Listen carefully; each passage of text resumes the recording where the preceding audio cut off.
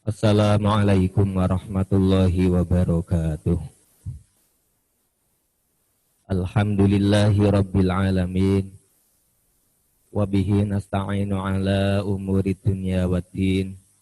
Wassalatu wassalamu ala asyrafil anbiya'i wa imamil mursalin. Sayyidina wa maulana Muhammadin. Wa ala alihi wa ashabihi ajma'in. La haula wa la quwwata illa billahil aliyyil azim. Amma ba'd. Yang kami hormati segenap para masyayikh, sesepuh Madrasah Tsanawiyah Tasfiqut Thulab Salafiyah. Yang kami hormati segenap bapak-bapak guru Madrasah Tsanawiyah TBS, yang saya sayangi semua murid-murid atau siswa kelas 7 Madrasah Tsanawiyah TBS Kudus. Marilah kita bersyukur kepada Allah Subhanahu wa taala atas segala limpahan rahmat, kenikmatan, sehingga kita pada pagi hari ini diberi kesehatan, kemauan untuk memulai pembelajaran dengan kondisi yang seperti ini. Maksud saya kondisi seperti ini, biasanya pada tahun sebelumnya kita memulai pembelajaran dengan tatap muka, bisa bertemu dengan bapak-bapak guru langsung, bisa bertemu dengan teman-teman kita langsung. Namun tahun ini kita memulai dengan virtual seperti ini, sehingga ada jarak antara bapak guru dengan anak-anak. Namun demikian, kita mesti bersyukur. Kita tidak boleh mengeluh, apalagi menyalah-nyalahkan pihak-pihak lain terhadap apa yang terjadi saat ini. Yang terbaik bagi kita, bagi anak-anak semua adalah menerima apa yang telah Allah tetapkan kepada kita dengan ketulusan hati, tidak merasa berat, apalagi kecewa terhadap kejadian yang ada. Ini perlu saya sampaikan di awal kepada anak-anak. Kenapa? Karena kalian pada jam ini, hari ini adalah membuka hal penting dan mulia, yaitu mencari ilmu. Untuk itu, pembukaan harus kita warnai dengan ketulusan hati, siap, legowo, dan tidak terpaksa. Karena apa? Karena di pembukaan kita melakukan kebaikan apapun, di sana harus ada tujuan atau niat. Allah Subhanahu wa taala akan memberikan hasil apa yang kita lakukan sesuai dengan niat kita. Sesuai dengan niat kita. Sedangkan niat ini dibarengkan ketika kita pertama kali memulai kegiatan. Kalau kita ingat pada hadis Rasulullah, innamal a'malu binniyati. Ini artinya yang cuplikan awal, hanya amal itu sah ketika ada niat. Lah, hasil daripada apa yang kita lakukan itu kuncinya pada niat kita. Kalau niat kita, tujuan kita di awal ketika kita memulai kegiatan itu baik, maka nanti hasilnya juga akan baik. Walaupun nanti di tengah-tengah proses ada cobaan-cobaan yang kelihatannya menurut kita itu kurang menyenangkan, kurang baik menurut kita. Tapi itu hanya sekedar proses perjalanan kegiatan. Tapi inti bagaimana kita memulai, maka finishnya itu sesuai yang kita tuju ketika awal mulai. Satu contoh, kita mau berangkat ke Jakarta. Ketika kita mau berangkat ini, kita tujuannya apa? Mau silaturahim ke saudara? Apa tidak jelas pokoknya berangkat? Apa mau melihat-lihat bandara atau apa? Maka ini nanti yang akan menjadi hasil daripada perjalanan kita ke Jakarta, ini yang sesuai kita niatkan atau kita tuju ketika di awal kita mau berangkat. Kita berangkat itu mau apa? Nanti di sana kita akan mendapatkan itu. Walaupun di tengah-tengah proses, mungkin sampai Semarang, sampai Pekalongan, ini ada ban gembes atau macam-macam yang kita tidak inginkan. Itu hanya sekedar proses perjalanan. Jadi kesimpulannya apa? Kalau kita ingin hasil yang seperti kita inginkan, maka kita harus memunculkan tujuan di awal pertama kali kita memulai kegiatan. Kuncinya keberhasilan sesuatu yang kita lakukan tergantung pada niat kita sejak awal kita mulai. Maka hari ini, jam ini kesempatan kita untuk memunculkan kunci tersebut. Tujuan kita apa? Nah, ini yang perlu kita tata. Niat untuk mencari ilmu sebenarnya ada beberapa tahapan. Boleh kita niat agar kebodohan kita hilang. Sehingga ketika kita tidak bodoh, kita nanti tidak terjerumus pada hal-hal yang membahayakan, yang mencelakakan. Boleh. Bahkan boleh kita niat, saya mencari ilmu, nanti kalau sudah sukses, biar saya dapat jabatan, yang jabatan itu saya gunakan untuk berjuang, membela agama Allah, juga boleh. Ada yang niat, saya karena diperintah Allah mencari ilmu, Kanjeng Nabi dawuh thalabul ilmi fardhatun ala kulli muslimin wa muslimatin. Mencari ilmu wajib atau fardhu ain bagi setiap muslim, pria maupun wanita, muslim muslimah. Perorangan ini wajibnya perorangan. Ini yang terkait dengan ilmu yang kita butuhkan secara pribadi. Dalam keterangan itu, seperti kita wajib sholat, maka setiap orang Islam wajib mencari ilmunya sholat. Satu contoh. Karena ini diwajibkan, diperlukan oleh Rasulullah, berarti kita mencari ilmu itu diperintah Allah. Karena apa yang dikatakan Rasulullah sama dengan apa yang didhawuhkan Allah. Karena Nabi statusnya adalah kana khuluquhul Quran. Nabi itu perilakunya adalah Al-Quran. Al-Quran itu dawuh dari Allah. Berarti apa yang dilakukan Kanjeng Nabi termasuk apa yang dikatakan itu mesti sama dengan yang didawuhkan Gusti Allah. Berarti kalau Kanjeng Nabi mengatakan itu wajib fardu, Allah juga dawuhnya Allah juga mewajibkan mencari ilmu. Karena Allah mewajibkan, terus niat kita bagaimana? Karena Allah perintah, saya harus lakukan. Lah nanti dapat apa? Saya tidak ngurusi dapat apa. Pokoknya ini diperintah Allah, saya lakukan. Biar dapat ridho dari Allah. Ini niat yang terbaik. Yang kelasnya paling unggul. Itu walaupun yang saya katakan di awal tadi boleh. Biar dapat jabatan untuk berjuang. Itu boleh niat yang seperti itu. Tapi yang paling bagus adalah niat mencari ilmu itu untuk mencari ridho Allah, melakukan perintah Allah.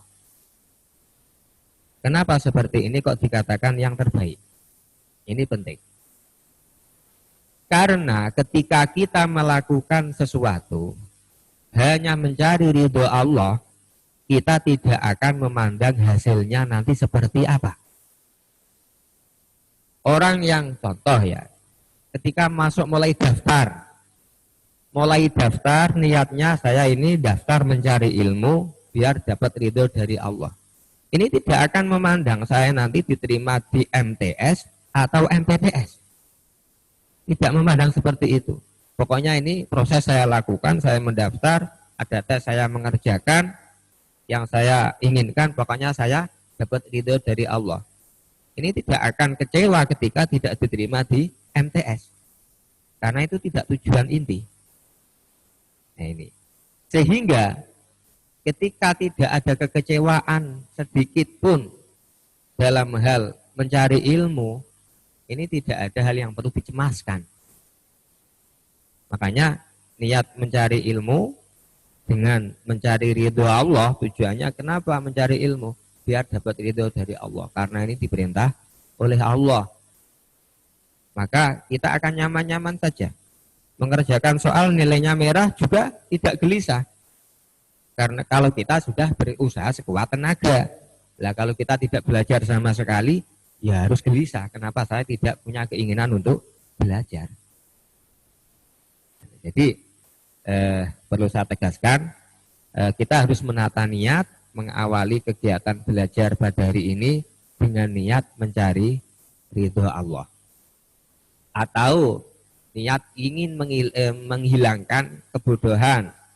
Atau niat supaya dapat ilmu nanti bisa dapat titel jabatan, yang jabatan itu kita gunakan untuk berjuang membela agama Allah. Jangan sekali-kali niat mencari ilmu untuk kepentingan pribadi, entah itu jabatan atau harga diri, ingin disanjung orang lain misalnya, ini jangan. Karena apa? Nanti yang kalian dapat yaitu, misalnya saya sekolah TBS, karena TBS itu gedungnya besar, muridnya banyak, sampai 1.500 lebih yang MTS, berarti kalau saya nanti sekolah di sana, saya bisa bangga. Karena sekolah yang saya masuki adalah sekolah besar. Kalau niatnya seperti ini, nanti dapatnya ya kebanggaan. Karena apa? Itu tadi. Apa yang akan didapatkan orang yang ketika melakukan sesuatu? Ya niatnya. Kalau niatnya, saya biar bangga nanti bisa sekolah TBS. Ya nanti kebanggaan saja yang didapat. Kemanfaatan ilmu tidak dapat. Maka jangan. Atau ingin supaya dapat sanjungan dari yang lain. Daripada saya tidak sekolah TBS, nanti tidak disanjung. Kalau saya sekolah TBS kan, dekat Basunan Kudus, tempatnya. Dekat Mbak Arwani, mas ayahnya guru-guru sepuh, hafal Quran misalnya. Terus ingin, wah saya nanti kalau sekolah sana berarti disanjung oleh tetangga saya. Ya nanti dapatnya ya itu, disanjung itu saja. Ketika sudah disanjung ya sudah, tidak dapat apa-apa yang lain. Jangan. Khususnya dari teman-teman ada beberapa dari teman-teman siswa kelas 7 sekolah ini karena dipaksa orang tua itu gimana nanti niatnya ya? Ya terima kasih. Ini ada mencoba membuka pemikiran yang biasanya memang terjadi pada anak-anak didik. Bagaimana ketika anak yang baru masuk di MTS TBS itu masih dipaksa atau diarahkan oleh orang tua. Dia belum bisa menata niat sendiri. Ini tahapan perkembangan pola pikir anak. Ya, pola pikir anak-anak termasuk kalian itu berbeda-beda. Perbedaan tahapan pola pikir itu juga dipengaruhi oleh pengalaman yang ada. Pengalaman yang ada. Bagi anak yang mungkin belum pernah sama sekali mengenal tentang madrasah, mungkin saja juga belum tahu sama sekali TBS itu seperti apa sih. Kalau belum tahu seperti apa, Maka masa saya harus menuju itu, masa saya belum tahu. Nah, hal-hal yang seperti ini, tapi yang tahu adalah orang tuanya. Yang tahu adalah orang tuanya. Ini kalian selaku yang belum tahu tentang TBS itu seperti apa dan mengapa orang tua kalian kok mengarahkan di TBS, ya harus mengikuti. Karena apa? Karena kalian belum tahu. Orang tua kalian sudah tahu. Kalau belum tahu harus mengikuti yang sudah tahu. Contoh seperti ini. Misalnya ada anak kecil. Dia jalan sudah bisa. Tapi mau mengarah kemana ini belum tahu. Saya anak kecil ini jalan menuju ke jalan raya juga dia tidak tahu kalau di situ bahaya. Menuju ke kasur juga tidak tahu kalau di kasur itu empuk. Pokoknya bisanya dia bisa jalan gitu saja. Maka ini harus, karena anak ini belum tahu jalannya harus kemana, nah ini harus mengikuti yang diarahkan orang tuanya. Agak dituntun. Kadang-kadang si anak ini dituntun juga gandul. Mau diarahkan ke kasur, inginnya mengarah ke jalan raya. Padahal dia tidak tahu kalau di jalan raya itu bahaya besar. Nah, contoh-contoh seperti ini, maka hal-hal yang anak-anak belum tahu dan orang tua kalian sudah tahu, itu sebaiknya mengikuti orang tua kalian dulu. Setelah nanti masuk ke apa yang diarahkan oleh orang tua kalian, kalian sudah tahu, di sanalah baru menata niat. Artinya apa? Memperbaharui niat, tajdidun niat. Ini banyak terjadi kasus seperti ini. Awal-awal niatnya jelek. Nah, mungkin hari ini niatnya masih jelek. Saya mau sekolah di Kudus di TBS karena saya setiap hari dijatah uang saku 20.000 misalnya. Mending daripada di rumah suruh membantu di rumah, tidak diberi sangu paling sedikit. Kalau di TBS kan 20.000. Awal-awal niatnya seperti ini itu kadang muncul di anak. Ini niat bagus enggak? Ya kurang bagus. Karena yang dicari uang, nanti dapatnya uang. Baru setelah berjalan beberapa hari, dia baru paham. Oh, ternyata mencari ilmu itu bukan mencari uang. Baru memperbaharui niat. Oh, kalau begitu niat saya perbarui. Ini namanya tajdid dunia. Dan ini tidak ada kata terlambat. Jangan yang terlanjur, aduh, saya dulu niatnya keliru makanya saya seperti ini. Ya sudah, biar seperti itu terus, tidak bisa.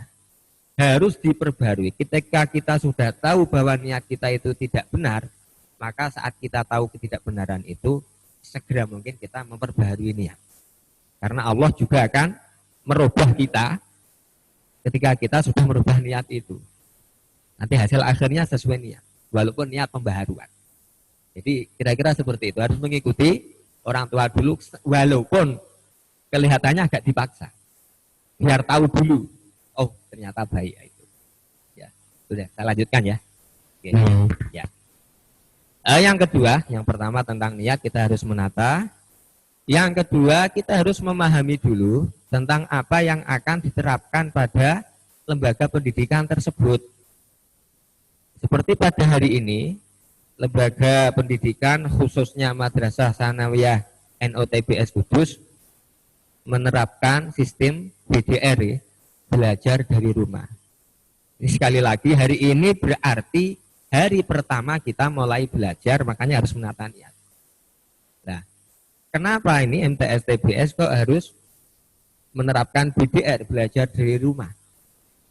Karena Madrasah Tsanawiyah NOTBS Kudus ini sebuah lembaga yang mengikuti aturan pemerintah, dalam hal ini bernaung di Kementerian Agama. Sehingga kita mesti mentaati apa yang menjadi aturan pemerintah. Selagi aturan tersebut tidak mengarah pada hal-hal kemungkaran, kita wajib mengikuti. Termasuk ibadah juga. Jadi hari ini kita niatkan, kenapa saya harus mengikuti daring, harus melaksanakan belajar dari rumah. Padahal ini pulsa yang di rumah juga nyedot terus. Orang-orang tua ini juga agak mengeluh. Ini HP-nya harus beli pulsa terus, daring terus misalnya. Kenapa ini harus kita ikuti? Kalau ini kita bisa menata niat, niat ibadah, berapapun pulsa yang kita keluarkan pasti diganti oleh Allah. Pasti diganti oleh Allah. Wa ma anfaqtum min syai'in fahuwa yukhlifuh. Ini dawuh Allah. Apapun yang kamu nafkahkan, nafkah itu bahasa Arab. Bahasa kita apa? Belanja. Kita buat mudah saja. Nafkah itu belanja. Belanja itu apa? Mengeluarkan rezeki atau harta benda kita yang telah kita terima dari Allah. Kita tidak berani mengatakan bahwa rezeki kita hasil kita sendiri. Karena kita tidak bisa memastikan apa yang kita lakukan pasti menghasilkan upah. Apa yang telah kita terima dari Allah sebagai rezeki kita, kita keluarkan dengan tujuan untuk mencari ridho Allah. Ini nafkah, belanja ini. Yang kita keluarkan ini pasti diganti oleh Allah. Wa ma anfaqtum min syai'in fahuwa yukhlifuh. Maka Allah akan mengganti. Ini pasti, karena Allah yang dawuh. Seandainya tidak diganti oleh Allah, maka uang kita sudah habis sejak kemarin-kemarin. Karena setiap hari coba kita hitung, yang kita gunakan untuk makan makanan pokok berapa, yang kita gunakan untuk minum, kita belanja berapa, yang untuk makanan kecil berapa, untuk pakaian, untuk macam-macam itu kita keluarkan berapa. Kok tidak diganti oleh Allah, pasti sudah habis sejak kemarin-kemarin. Nah kenyataannya kita keluarkan ada masuk lagi, kita keluarkan ada masuk lagi. Tapi satu hal yang perlu dicermati, diganti itu ketika untuk nafkah. Kalau dikeluarkan dengan sembarangan tidak jelas arahnya, jangan harap mendapatkan ganti dari Allah. Maka ini yang penting, apa yang telah kita terima dan kita keluarkan ini harus arahnya ibadah, termasuk membeli pulsa untuk daring. Kalau kita memang tidak kecewa, tidak gerundel, apalagi mengeluh, itu akan diganti oleh Allah. Niat kita sudah jelas. Kenapa saya harus beli pulsa? Karena ini untuk menjalankan perintah Allah, yaitu mencari ilmu anak saya. Nah, kira-kira seperti itu. Maka sekali lagi, di awal kita memulai belajar ini, jangan sampai ada terbersit sedikit pun kekecewaan yang ada pada diri kita. Kalau dari awal kita sudah kecewa memulai belajar, maka proses selanjutnya ya akan diwarnai dengan kekecewaan-kekecewaan. Maka di awal ini harus benar-benar kita bersihkan dari kekecewaan. Termasuk pembelajaran daring ini jangan sampai dijadikan untuk kita berpikir tidak nyaman. Jangan. Nanti kita sudah mengeluarkan biaya tapi tidak bernilai ibadah, ini malah tidak jelas.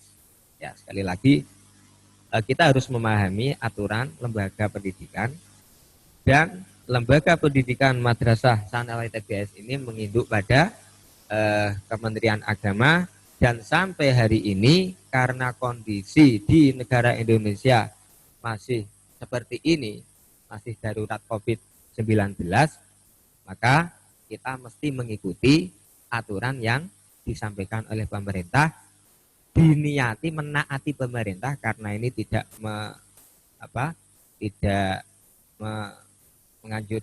memerintahkan kita pada kemungkaran, ini menjadi nilai ibadah.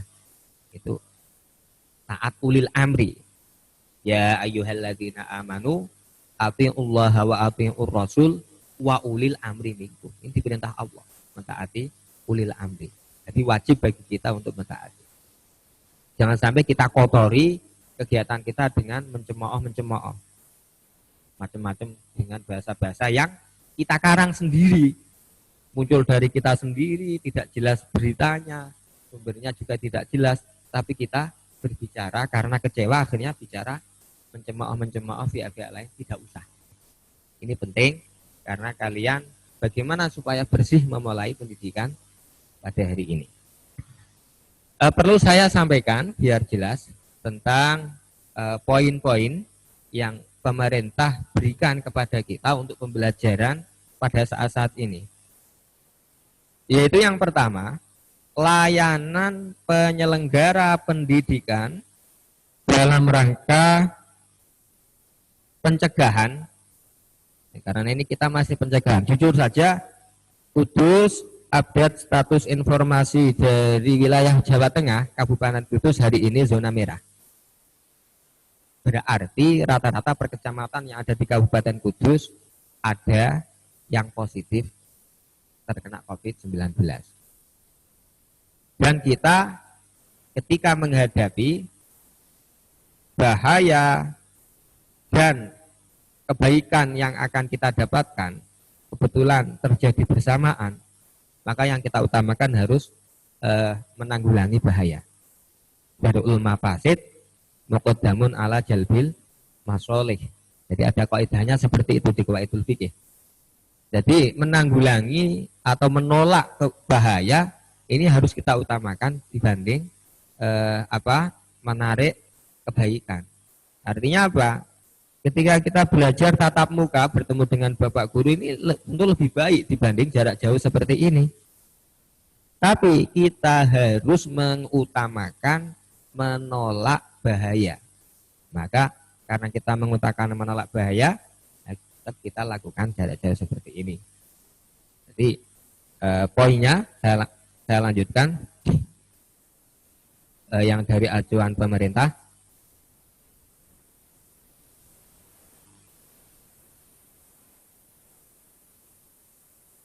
Dasarnya, ya. Jadi saya ulang, layanan penyelenggaraan pendidikan dalam rangka pencegahan penularan dan penyebaran infeksi COVID-19 wajib mempedomani A. Surat edaran bersama Menteri Pendidikan dan Kebudayaan, Menteri Agama, Menteri Kesehatan, dan Menteri Dalam Negeri nomor 01/KB/2020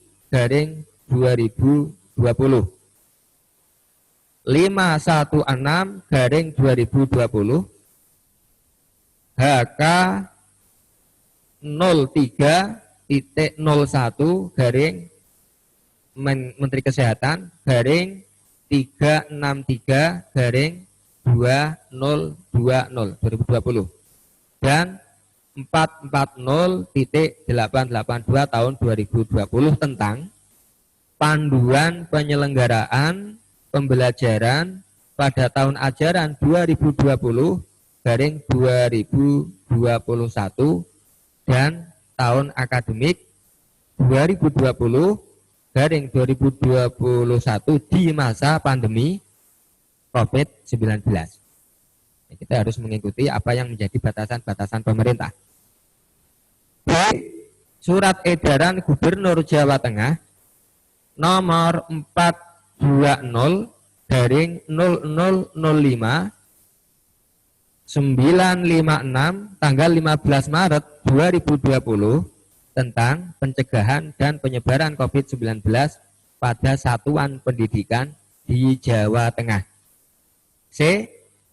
Surat Kepala Kantor Wilayah Kementerian Agama Provinsi Jawa Tengah nomor 73/2/PP.00/06/2020 tanggal 25 Juni 2020 tentang pelaksanaan SKB 4 Menteri, surat keputusan bersama 4 Menteri.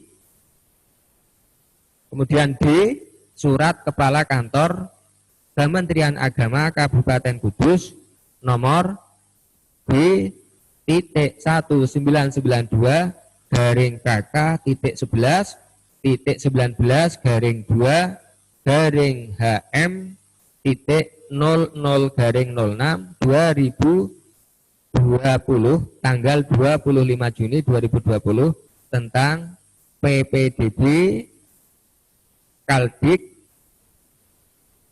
pengesahan KTSP dan pembelajaran di era pandemi.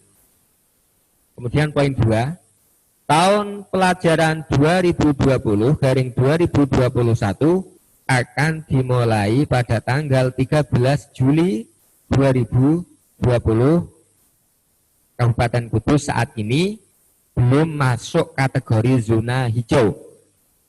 Sesuai surat keputusan bersama 4 menteri, maka kegiatan belajar mengajar atau KBM jenjang Raudhatul Atfal, Madrasah Ibtidaiyah, Madrasah Sanawiyah, dan Madrasah Aliyah di Kabupaten Kudus diselenggarakan dengan pola belajar dari rumah atau BDR.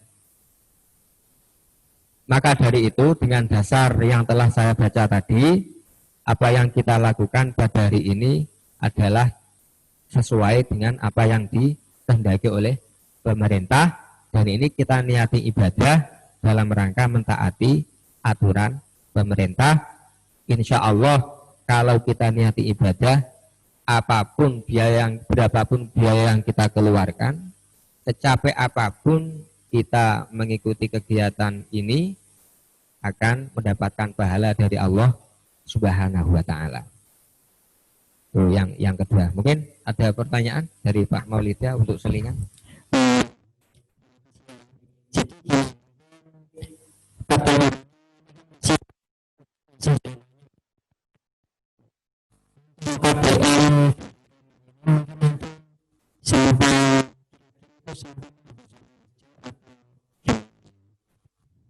Ya, terima kasih.